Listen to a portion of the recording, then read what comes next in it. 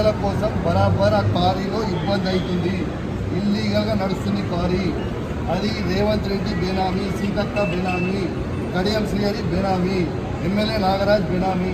వాళ్ళ బేనామీలకి కొన్ని ఎన్ని రోజులు రాస్తాడు. ఇదేం పద్ధతి అసలు? ఇదేం నాకు నోటీస్ ఇవ్వకుండా మీరు ఎట్లా అరెస్ట్ చేస్తారు? రేవంత్ రెడ్డి చెప్తే మీరు అరెస్ట్ చేస్తారు. రేవంత్ రెడ్డి చెప్తే మీరు అరెస్ట్ చేస్తారా?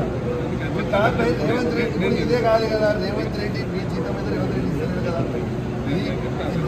ఇదేం పద్ధతి? ఇది పద్ధతి కాదు కదా. ఇదేం పద్ధతి? ఇది పద్ధతి కాదు కదా. ఇది పూర్తిగా అన్యాయం. రేవంత్ రెడ్డి గారు పెట్టుతున్న అక్రమ కేసు ఇది.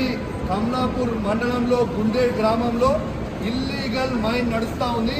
దీనికి ఆయన రేవంత్ రెడ్డి ఆధ్వర్యంలో సీతక్క, తర్వాత కడియం శ్రీహరి, ఎమ్మెల్యే నాగరాజ్ గారి బెనామీ. ఖచ్చితంగా నిలదీస్తాం, ఖచ్చితంగా అడుగుతూనే ఉంటాం. ఊరుకునే ప్రసక్తే లేదు. మీరు చేస్తున్న అన్యాయం. ఇల్లీగల్ మైనింగ్ నడుస్తుంది అక్కడ. కేవలం 2.5 హెక్టర్స్ మాత్రమే ఉంటే ఇలా ఆడ ఇల్లీగల్ మైనింగ్ 20 ఎకరాలలో చేస్తూ ఉన్నారు. గుండేడ్ గ్రామ ప్రజలందరికీ కూడా చాలా ఇబ్బంది అవుతూ ఉంది.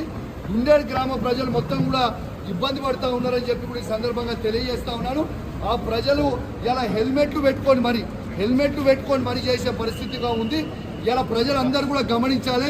ఇలా రేవంత్ రెడ్డి గారు చేస్తున్న అక్రమ అరెస్టులు, అక్రమ కేసులకి నువ్వు రేవంత్ రెడ్డి గుర్తుపెట్టుకో. నువ్వు ఎన్ని కేసులు పెట్టినా, ఎన్ని బెదిరించినా భయపడేది లేదు. నీ సంగతి తప్పకుండా చెప్తాం. ఖచ్చితంగా ప్రజలలో చెప్తాం. ఖచ్చితంగా చెప్పే ప్రయత్నం చేస్తాం.